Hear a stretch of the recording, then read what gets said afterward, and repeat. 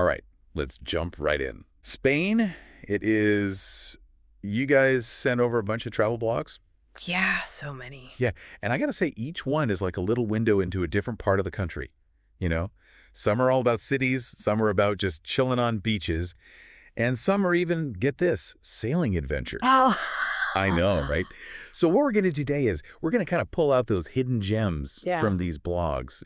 What are the things that really make a trip special? Yeah, and it's interesting how these blogs, they give you like a real sense of what it's like to actually be there, not just like looking at landmarks from a distance. It's the vibe, right? Like you, All you feel alive. like you're along for the ride. Exactly. Okay, so flipping through these, it looks like a lot of these bloggers were totally smitten with Andalusia. Oh yeah, southern Spain. Right. And they make it sound so colorful and vibrant. And it's a place where you can really see the history come alive, like that mix of Moorish, Jewish, and Christian influences. It's like layered, right? Like Yeah. all those different cultures are still there, kind of woven together. Yeah, exactly. So one blogger suggested, okay, ready for this, basing yourself in Loja. Loa. And they specifically said to avoid going in the summer if you're going to be out in the countryside. Heat, I guess. Anyway, they stayed at this place called the Mirador Hotel, which sounds amazing. It's like up on a hill with incredible views. Have you ever been to Loja? Loja's not just about the views, though. No. Yeah, although they are pretty spectacular. But it was actually, like, a super important strategic point back in the Moorish times. What do you mean? Well, it guarded the route to Granada. So when you're standing there looking out, you're not just seeing a pretty landscape. You're seeing, like, centuries of history. Oh, wow. Yeah, it's pretty Okay, that puts a whole new spin on a room with a view. Right. Oh, and speaking of history, one blogger mentioned stopping in Antequera Hmm. on the way to Loja to see these, get this, megalithic tombs. Wow, megalithic tombs. I know, right? And they said one of them, hold on, let me get this right. The Dolmen de Menga is just massive, built with these giant stones. I mean, it's incredible when you think about how they managed to build something like that back then, without all the technology we have now. The ingenuity, right? Yeah, and you see that same kind of ingenuity reflected in Andalusia's cities. Each one has such a distinct character. Totally. Okay, so let's talk about Cordoba. A few bloggers mentioned that it's a UNESCO World Heritage Site, and they raved about the Great Mosque Cathedral. Oh, that's a must-see. Right. Can you imagine walking through this forest of columns, this is what one blogger called it, that were once part of a mosque, and then they were incorporated into a cathedral? It's like a physical representation of how those cultures, like we were talking about before, all intertwined, right? Yeah, it's a living, breathing history lesson. Exactly. And then just a short walk from there, you have the Jewish quarter. Oh, yeah. Yeah, with its little hidden patios and a totally different vibe. So it's like you get the grandeur and then the intimacy all in one place. Exactly. Okay, so moving on. From a city like that to a city perched on a gorge. Ronda. Ah, Rhonda. Now that's a sight to behold. I know, right? A few bloggers were just captivated by it, like the drama of it all. Well, one blogger said that looking up at that bridge, the Puente Nuevo, the one that spans the El Tajo Gorge, they said it was like something out of a fantasy novel. Wow. But get this, they said the real surprise was hiking down into the gorge. Really? Yeah. They said that looking back up at the city, clinging to the cliffs, was even more amazing. So it's not just about the famous landmarks. It's about finding those unexpected angles, those hidden perspectives, right? Totally. Okay, from a city on a gorge, let's head to the heart of Andalusia. Seville. Oh, That Seville. blogger describes Seville as a living, breathing work of art. I love that description because it's so true. Right. And you see it everywhere. From the Alcázar, which is still a royal residence, by the way, to that stunning Plaza de España, which was built like almost 100 years ago for a World Fair. 100 years ago. Wow. Yeah, crazy, right? It makes you wonder what it must have been like back then. You know what else was cool? One blogger said that even just wandering through Seville's little streets, just soaking up the atmosphere, was a highlight for them. Oh, I totally get that. It's like stepping back in time. Right. And then, in contrast to Seville, which is very much rooted in Andalusian tradition, you have Malaga. Malaga, yeah, which feels more, I don't know, cosmopolitan. Right. One blogger pointed out that it seemed more open to outside influences, maybe because it's right on the coast, on the Costa del Sol. Is that sea air, maybe? Brings in new ideas? Maybe. But anyway, they were really impressed by the variety in Malaga. Like you've got a Moorish fortress overlooking the city, and then right below modern buildings, there's a Roman theater. And then, of course, all the museums. It's a city that's been attracting creative types for ages, Did you know that both Picasso and Antonio Banderas were born in Malaga? No way. Yeah, it's true. But it's not all about art and history there. This blogger also mentioned something called the Caminito del Rey. Okay, what's that? It's this walkway, like pinned to the side of a gorge. It used to be known as the most dangerous walkway in the world, though they've made it a lot safer now. Oh my gosh, I'm getting chills just thinking about it. It's pretty intense, but it just goes to show the range of experiences you can have even in one region. Okay, so you can get your adrenaline pumping there for sure. And then, of course, we can't talk about Andalusia without mentioning Granada. Ah, Granada, the Moorish Pearl. Right. There's something magical about that city, especially the Albaysian neighborhood. Imagine walking through these narrow streets and all of a sudden you come out into a plaza and there's the Alhambra, this incredible palace silhouetted against the Sierra Nevada mountains. Stop, I'm booking a flight right now. It's a scene that captures like the whole essence of Granada. And speaking of the Alhambra, a bunch of these bloggers were like, book your tickets in advance, access is limited. So that's definitely one to plan ahead for. Absolutely. And once you've seen the Alhambra, don't miss the Sacramento area. Oh, yeah. Yeah. What's special about that? Well, it's like a whole other world. It's where they have those cave homes that have been turned into restaurants and flamenco places. One blogger said it was the most amazing way to experience Granada's flamenco tradition. Wow. So to recap, we've got history, we've got architecture, dramatic landscapes, vibrant culture, all in one region. Yeah, it's pretty remarkable. What really struck me about these Andalusian adventures was how each blogger found their own way to connect with the region. In their own way. Yeah, some were fascinated by the history, while others were more drawn to the sensory experiences, the food, the music, the sights.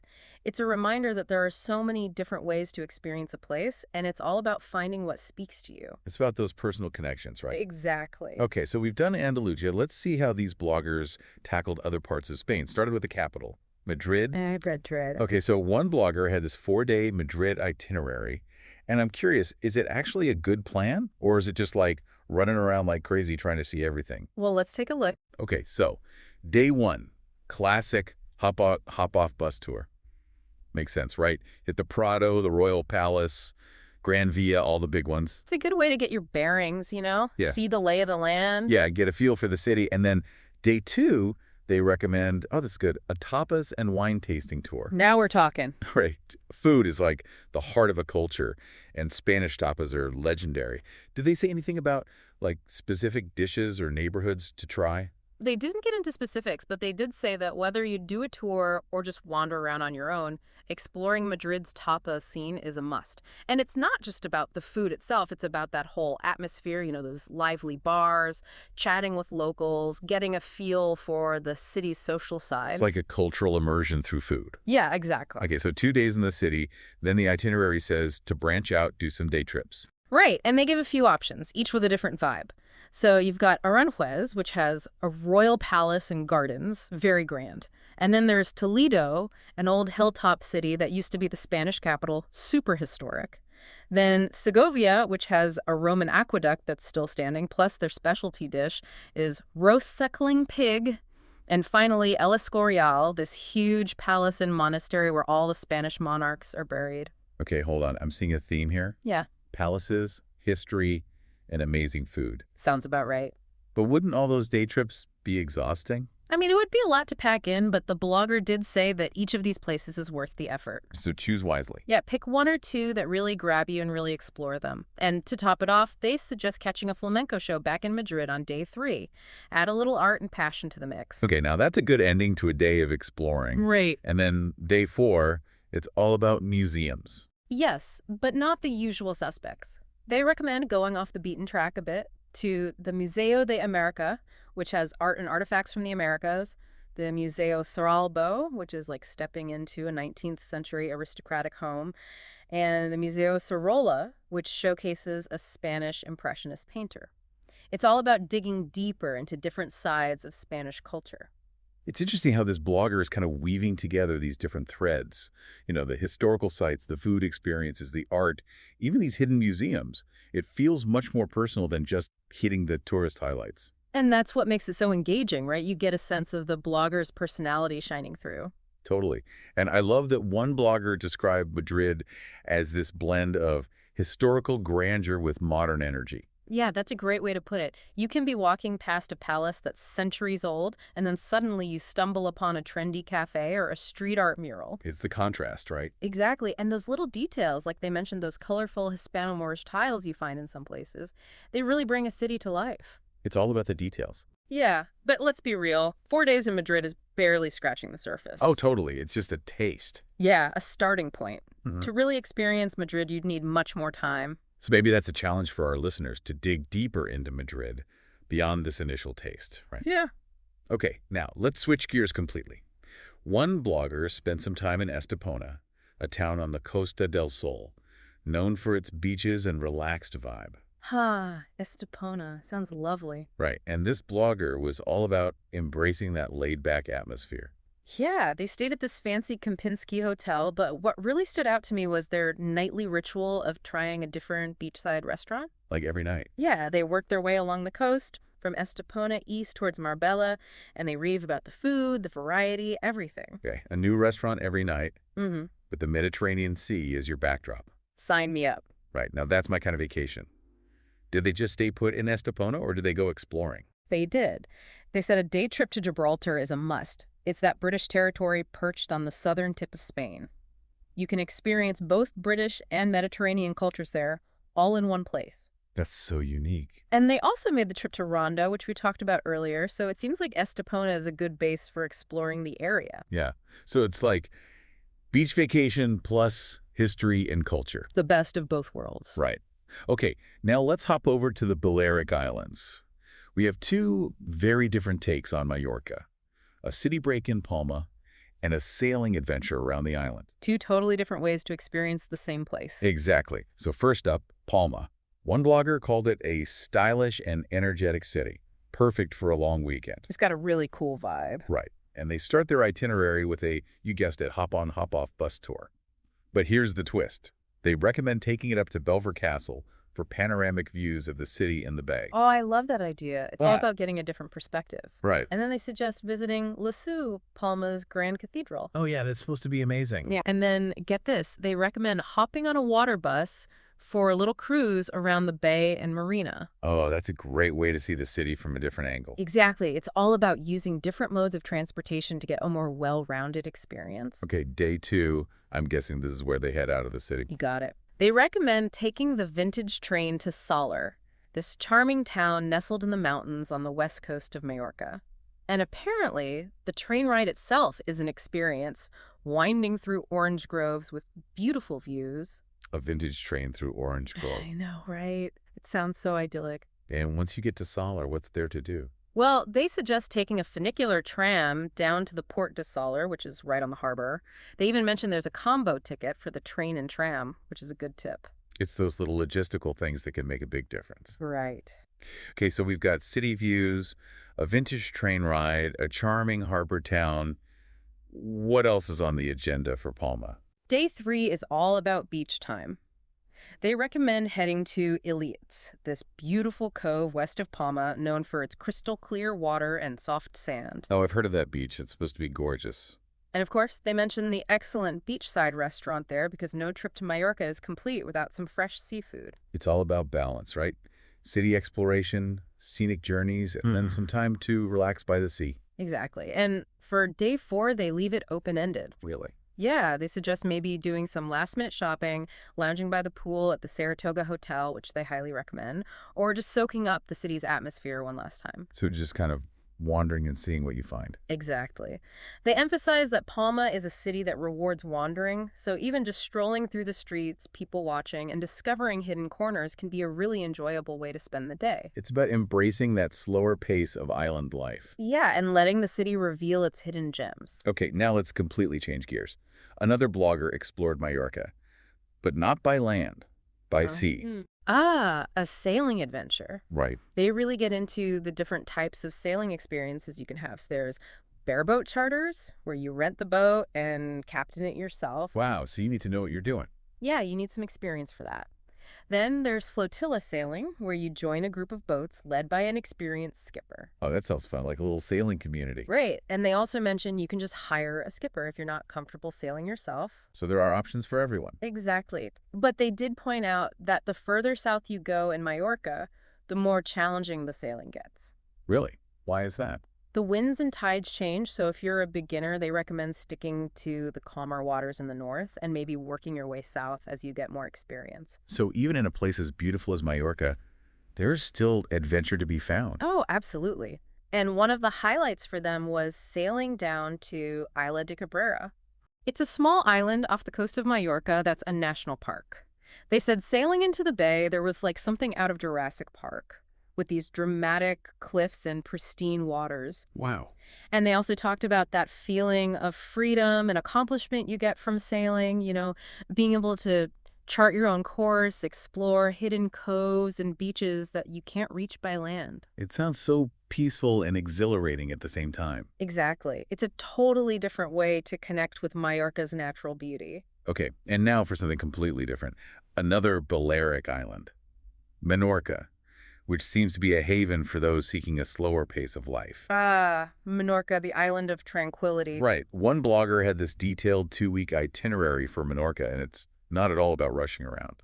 It's all about slowing down and savoring the experience. Okay, so they start in Mahon, the modern capital, but even there, it's more about soaking up the atmosphere than checking off sites. Exactly. Mahon is this charming port town, and the blogger recommends wandering through the old town, taking in the history and architecture. So no need to rush. Nope, just enjoy the moment. They even suggest a visit to the Zorger Gin Distillery. Oh, I've heard of that. They make the local gin there, right? Yeah, it's been produced in Mahon for centuries, so it's a real taste of history. And for something truly authentic, they recommend going to the fish market. The fish market. Yeah, you can watch the daily catch being auctioned off and get a glimpse into the island's culinary traditions. It's like a window into the local life. Exactly. It's all about immersing yourself in the culture, even in the capital city.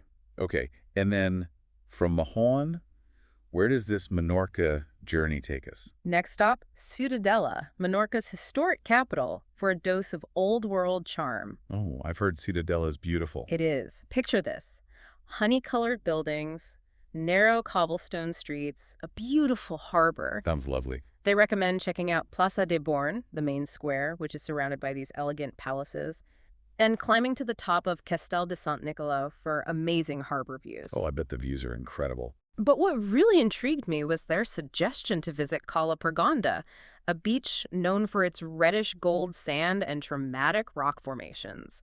Sounds like a photographer's dream. So we've got history, architecture, and now a unique beach experience. What else does Ciudadela have in store? Well, this blogger got to experience something really special. The Festes de Sant Joan, a big festival that happens in June. Oh, wow. What's that like? Imagine horses parading through the streets, riders doing all these crazy stunts, the whole town celebrating. They said it was unforgettable, a real glimpse into the heart of Menorca's culture. It's moments like that that really make a trip special, right? Absolutely. And it's amazing how these personal stories bring a place to life in a way that no guidebook ever could. You feel like you're right there with them. Exactly. Okay, so after Ciudadela, their Menorca adventure continues to the southern coast with Cala Galdana as their base. Cala Galdana. I've heard that name. It's one of Menorca's most beautiful beaches, right? Oh, it is. Picture a sheltered cove with turquoise water, fine white sand, and lush pine trees clinging to the cliffs. Sounds like paradise. Right. You can just relax and soak up the sun, or explore the coastal paths that lead to hidden coves and viewpoints. And get this, Cala Galdana is just one of over 130 beaches on Menorca. Over 130 beaches. Yeah, it's crazy, each one with its own unique character. So you've got options, that's for sure. Any recommendations for how to best experience all these beaches? They highly recommend exploring Menorca by bike. They have this amazing network of cycling paths all over the island. Oh, that's a great idea. Yeah, it's a fantastic way to discover hidden beaches, charming villages, and breathtaking coastal scenery at your own pace. It's about slowing down, connecting with nature, embracing that laid-back island vibe. Exactly. And that brings us to the end of our whirlwind tour of Spain through the eyes of these adventurous bloggers. It's been quite a journey. From the historical richness of Andalusia to the vibrant energy of Madrid, the relaxed coastal charm of Estepona, the diverse offerings of Mallorca, and the tranquil beauty of Menorca, we've really gotten a sense of just how much Spain has to offer. We've explored ancient ruins, wandered through bustling cities, relaxed on pristine beaches, even set sail on the open sea. What stood out to you most from these personal accounts? I think what impressed me most was the way these bloggers approached their travels. They weren't just ticking off sites, they were seeking out experiences that resonated with them personally. They were creating their own stories. Exactly. Whether it was connecting with the history of a place, immersing themselves in the local culture, or simply finding moments of peace and beauty in nature, they were all actively engaged in creating their own unique travel stories. And that's what travel's all about, right? It's Yeah. not just about the destination, it's about the journey and how it shapes us. Hmm. So, as we wrap up this deep dive, I'm curious, what sparked your wanderlust? Which of these Spanish adventures calls to you the most? That's the question we leave with you. What aspect of Spain resonates with you personally? Is it the allure of ancient civilizations, the vibrant energy of city life, the tranquility of coastal escapes, or the thrill of adventure? Take a moment to reflect on what truly speaks to your soul and let that be your guide as you explore the possibilities. Because ultimately, Spain is more than just a country on a map. It's a tapestry woven from diverse landscapes, rich history, vibrant culture, and endless opportunities for discovery. So let these personal accounts be your inspiration and start planning your own Spanish adventure. Until then, happy travels. So from this blogger's 4-day Madrid itinerary, does it seem like a good plan, or is it just like go, go, go? Well, day one is the classic hop-on, hop-off bus tour. Yeah, it makes sense. To get oriented, Yeah, all the biggies. Prado Museum, Royal Palace. And via, yeah, all the hits. But then day two, they suggest a tapas and wine tasting tour. Now, that's what I'm talking about. Right. You can't go to Spain without experiencing the tapas scene. I mean, Spanish tapas are like world famous. Did they mention any specific dishes or places to go? I don't think so, but Okay. they were very big on the idea of just like immersing yourself in the whole tapas culture. Yeah, whether you do a tour or just wander around and find your own spots. It's about the atmosphere, The lively bars, chatting with locals. soaking it all in. It's like a cultural immersion through food. I love that. And then after 2 days in the city, they suggest branching out with some day trips. Yeah, and they give a few options. Like, Well, there's Aranjuez with its royal palace and gardens, very regal. that's... Then there's Toledo, which used to be the Spanish capital. Oh, wow. So it's got like tons of history. Tons. Okay, what else? Segovia, which has this Roman aqueduct that's still standing. Amazing. Plus, they're known for their roast suckling pig. Okay, now we're talking. What's the last one? El Escorial, a massive palace and monastery where all the Spanish monarchs are buried. Okay, I'm sensing a theme here. Palaces, history, And amazing food. pretty much sums it up. But realistically, wouldn't all those day trips be kind of exhausting? Yeah, it would be a lot to pack in, but they do say each of these places is worth it. Choose wisely Exactly. Pick one or two that really appeal to you. and really dive in. And then, to round out day three, they suggest seeing a flamenco show back in Madrid. Okay, now that sounds like a perfect ending to a day of exploring. A little bit of art and passion to finish off the day. I love it. And then day 4 is all about museums, right? Yeah, but not the typical ones. Well- They recommend venturing off the beaten path a bit. Okay, I like... Well, there's the Museo de America, which showcases art and cultures from the Americas. Interesting. Then there's the Museo Cerralbo, which is like stepping into a 19th century aristocratic home. Wow. And finally, the Museo Sorolla, dedicated to a Spanish Impressionist painter. So it's all about those different facets of Spanish culture. Exactly, getting a more well-rounded view. It's like a more personal approach to exploring the city, you know? Yeah, and it makes it so much more engaging because you get a sense of the blogger's individual perspective. If not just a generic itinerary. No, it's curated, thoughtful. And one thing that stood out to me was how one blogger described Madrid as this blend of historical grandeur with modern energy. Yeah, it's that perfect mix of old and new. You can be walking past a centuries-old palace and then stumble upon a trendy cafe or a street art mural. It's that contrast that makes it so dynamic. And those little details, like they mentioned those colorful Hispano-Moorish tiles you find in some places. Yeah, those little touches that make a place come alive. It's all about the details, right? Mm. But let's be real, 4 days in Madrid, Yeah. it's barely scratching the surface. Just a taste. A starting point. Exactly. To really experience Madrid, you'd need way more time. So, a challenge for our listeners. So dig deeper. Go beyond the surface. Okay, let's switch gears completely.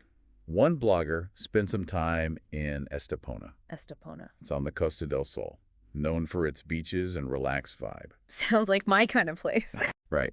And this blogger was all about embracing that laid-back atmosphere. They stayed at the Kempinski Hotel, which is pretty swanky. Fancy, but what really caught my eye was their nightly ritual. Oh, yeah. What was that? Trying a different beachside restaurant every night. Every night. Every night. Woo! I know, right? Yeah. They worked their way along the coast, from Estepona east toward Marbella. Did they have any favorites? They raved about all of them. All of them. The food, the variety, the atmosphere. A new restaurant every night with the Mediterranean Sea as your backdrop. Oh, that's my kind of vacation. Sign me up. Did they do any exploring, or was it just beaches and restaurants? They did venture out. They highly recommended a day trip to Gibraltar, Gibraltar. that British outpost on the southern tip of Spain. Oh, yeah, I've heard of that. It's like a little piece of Britain in the Mediterranean. Exactly. And they also made the trip to Ronda. So it's like a beach vacation plus history and culture. The best of both worlds. Okay, now let's hop over to the Balearic Islands. We've got two very different perspectives on Mallorca. Okay, let's hear them. One is a city break in Palma, and the other is a sailing adventure around the island. Two totally different ways to experience the same place. So first up, Palma. One blogger described it as this stylish and energetic city, perfect for a long weekend getaway. Palma has a really cool vibe. Right. And they kick things off with, you guessed it, a hop-on, hop-off bus tour. Classic. But here's the twist. They recommend taking it up to Belver Castle. Oh, for the views. Panoramic views of the city and the bay. I love that idea. Get a different perspective. And then they suggest hitting Lissu, Palma's grand cathedral. Oh, yeah, I've heard it's stunning. And then, get this, they recommend hopping on a water bus for a little cruise around the bay and marina. Oh, that's a great way to see the city from a different angle. It's about experiencing the city from different perspectives, using different modes of transportation. I like that. Okay, day 2, this is where they head out of the city. Where? They recommend taking the vintage train to Solar.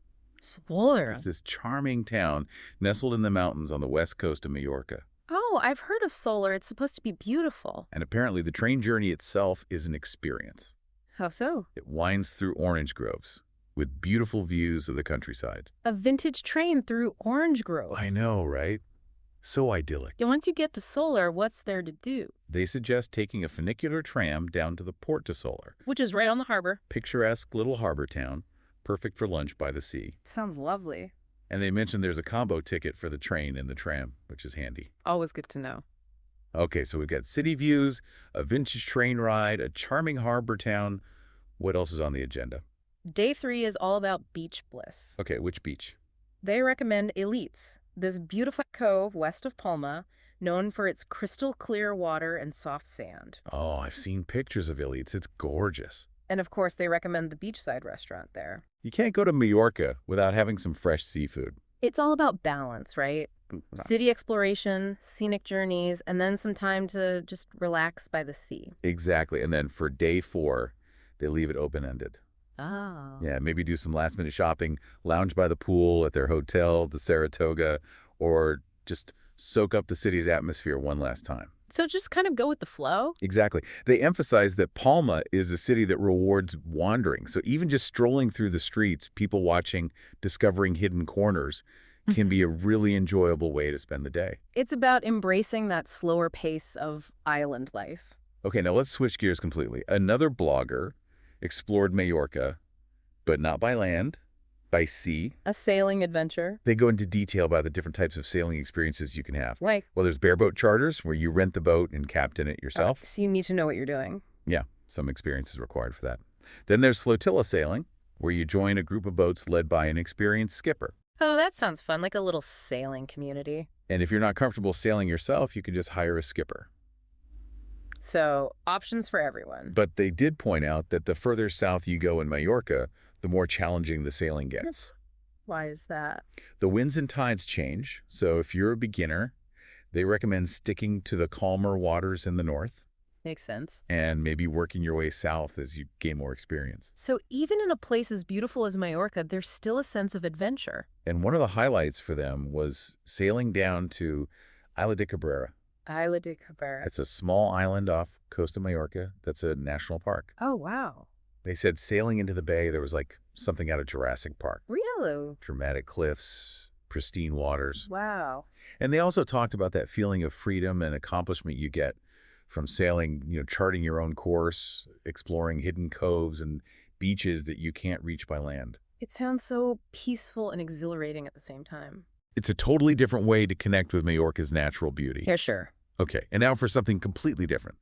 Another Balearic island, Menorca. Menorca, This one seems to be a haven for those seeking a slower pace of life. the island of tranquility. One blogger had this detailed 2-week itinerary for Menorca, and it's not about rushing around at all. It's about slowing down, savoring the experience. They start in Mahon, the modern capital, but even there, it's more about soaking up the atmosphere than checking off sites. Mahon is a charming port town.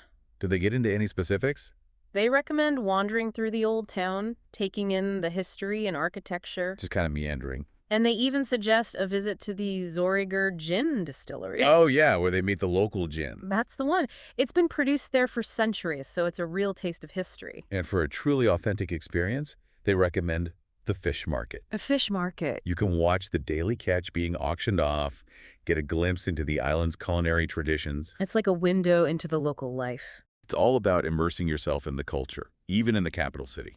So from Mahon, the itinerary heads to Ciutadella, Ciutadella, yeah. Menorca's historic capital. I always mix those up, Mahon and Ciutadella. Yeah, it's easy to do that. But anyways, Ciutadella, they're going for that old world charm. Exactly. They describe it as this, like, picture-perfect place. Honey-colored buildings, narrow cobblestone streets, a beautiful harbor. Sounds lovely. And of course, they recommend visiting Place des Bornes, the main square.